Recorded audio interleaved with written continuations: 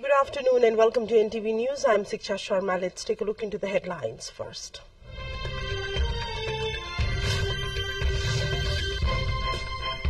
Jeep accident in Surkhet kills 4 people, several others injured after the Kalikot-bound Jeep skids off the road. Temperatures across the country soaring with the no monsoon rain in sight. Mercury likely to hit 33 degrees in Kathmandu today.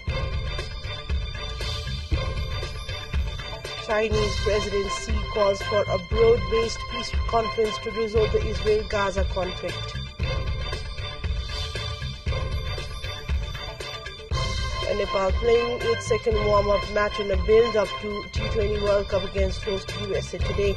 Match to kick off at 9:15 p.m.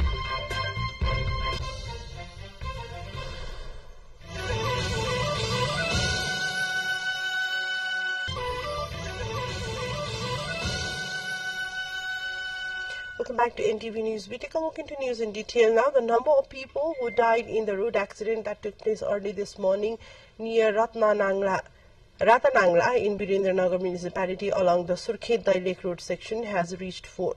The accident involved in the Jeep with passengers going from Kalikot from Surkhet. According to the District Traffic Police Office Surkhet, the Jeep was carrying 6 passengers, 2 others were injured and are undergoing treatment at the provincial hospital there. Meanwhile, in Nalparasi, 1 person died after drowning in the Narayani River. The deceased is 28-year-old Sunil Rana Magar, local of Gairakot municipality in East Navalparasi. Magar died in course of fishing in the Narayani River. With mercury rising every passing day, hot air conditions has affected day-to-day lives in all of the Tarai districts and in Kathmandu Valley as well. The temperature in Kathmandu Valley continues to rise, with the temperatures today expected to be between 31 and 33 degrees Celsius at the maximum. On Tuesday, the temperature was 28.5 degrees Celsius and increased to 33.3 degrees on Wednesday. The weather of the country currently is partly to mostly cloudy in the hilly areas, including in Koshi and Sudur Pashchim provinces, and mostly clear in rest of the country. This is due to the partial effect of local winds, westerly winds, as well as the low pressure system around Bihar in India, according to the Department of Hydrology and Meteorology. Later this afternoon, the weather will be partly to mostly cloudy in the hilly parts of the country, including in Koshi region, and mostly clear in the rest of the country. Let's take a look into a short break. More news follows up next. To stay with us.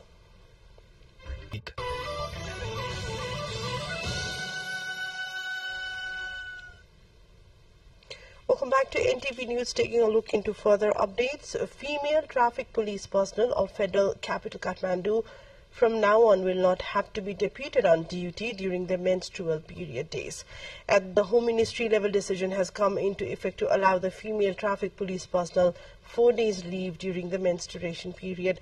The Kathmandu Valley Police Office has already brought the decision into implementation. In view of facilitating female traffic police personnel, the Lumbini Province government has also initiated such policy under the Civil Servant Act of Provincial Government. Female traffic police personnel in Lumbini Province are granted 1-day menstruation leave. Following the announcement, the public debate about this new policy from the government level is flaring up.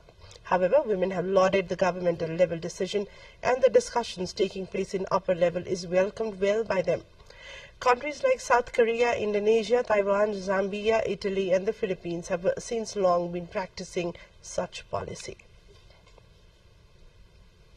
Foreign Secretary and the head of the Nepali delegation to the 4th International Conference on Small Island Developing States SIDS4, Seva Lamsal, discussed matters related to SIDS and least developed countries with the Minister of Foreign Affairs, Agriculture, Trade and Barbuda Affairs of Antigua and Barbuda, Paul Shet Green, during the meeting held on Wednesday at the St. John's at the sidelines of the seats. 4 matters related to Nepal, Antigua and Barbuda relations, implementation of internationally agreed development goals, including Sustainable Development Goals, Doha Program of Action, and others were discussed. They held discussions on Nepal-UN partnership, Nepal's graduation from the LDC category, UN's contribution to Nepal's development efforts, issues related to climate change and the importance to effective multilateralism Among others, the conference is being held under the theme of charting the course towards resilient prosperity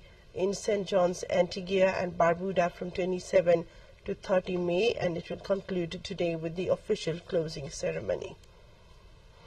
At a time when the least developed and the developing countries have been pressing for the developed countries to meet the target of climate finance $100 billion every year, as per the commitment, a report on Wednesday claimed that the developed countries already met the target for the first time in 2022. The report released by the Organization for Economic Cooperation and Development made such a claim. The issue of non-compliance of $100 billion by the developed countries had resounded the COP26. The UK had hosted the COP26 UN Climate Change Conference of the Parties at Glasgow City from October 31 to November 13 in 2021. The report has mentioned Nepal under the developing countries, referring to the countries incorporated in the 2018 Development Assistance list of official development recipients for the development financing by the COP. And let's take a look into other highlights of what's coming up next.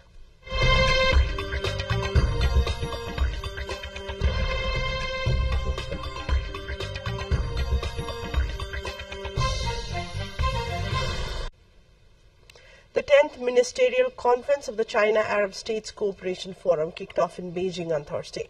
It not only coincides with the 20th anniversary of the China-Arab States Cooperation Forum, established in 2004, but also marks the first ministerial conference of the forum held after the first China-Arab State Summit, which was held in 2022. Several Arab leaders which are in Beijing, which is seeking to present a common voice on the conflict between Israel and Hamas and improve cooperation.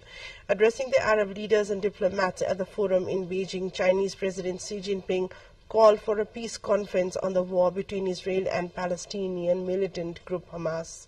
Xi also said China supports Palestine's full membership in the UN and supports a more broad-based, authoritative and effective international peace conference.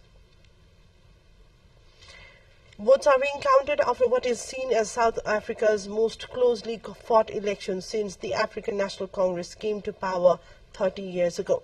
Long lines snaked outside the polling stations across the country. The first results have started to trickle in by Thursday, and the final results are expected over the weekend. The ANC has lost support due to anger over high levels of corruption, crime and unemployment. Opinion polls suggest it could lose its majority in parliament. A record 70 parties and 11 independents are running, with South Africans voting for a new parliament and 9 provincial legislatures.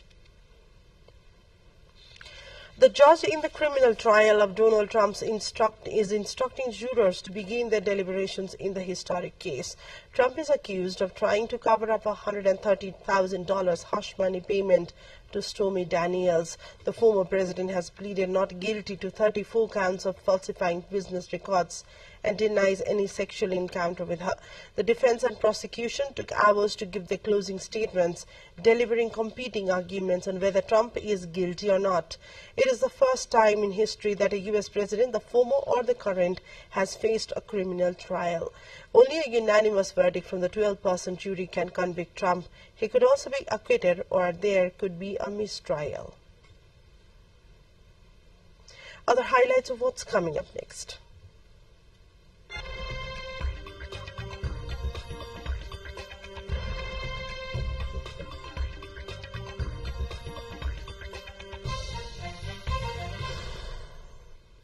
Another volcanic eruption has begun in southwest Iceland, forcing the evacuation of the famous geothermal Blue Lagoon Spa and the small fishing town of Greniavik.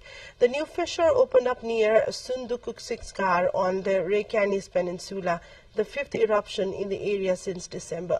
The Icelandic Meteorological Office said the fissure was longer than 2.5 kilometers and was continuing to grow. A state of emergency has been declared, but air travel to and from Iceland was not expected to be affected. Footage from the site of the eruption showed a wall of molten rock shooting up to the height of 50 meters and huge plumes of ice covering most of the sky. And let's take a look into what's in the sports update.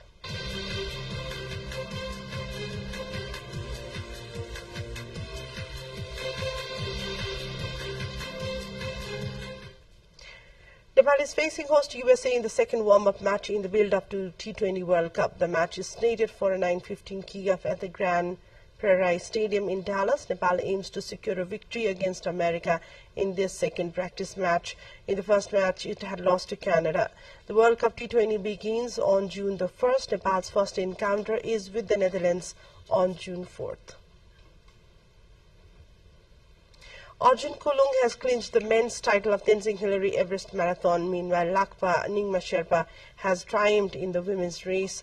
The marathon was organized on the occasion of Everest Day yesterday. In the men's category, Kulung became the first to cover the distance of 42.19 kilometers that began from the Everest Base Camp to Namche office of Sagarmatha National Park.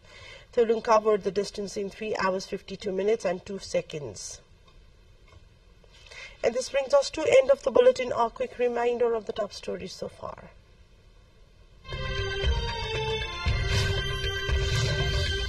A Jeep accident in Surkhet kills 4 people, several other injured after the Kalikot-bound Jeep skids off the road. Temperatures across the country soaring with no monsoon rain in sight. Mercury likely to hit 33 degrees in Kathmandu today. Chinese President Xi calls for a broad-based peace conference to resolve the Israel-Gaza conflict. Statement comes as he hosts the Arab leaders in Beijing. And Nepal playing its second warm-up match in a build-up to T20 World Cup against host USA today. Match to kick off at 9:15 p.m.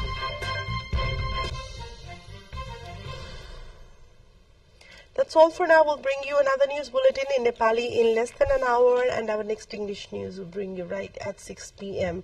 Keep watching Nepal television. Have a great day ahead and namaste.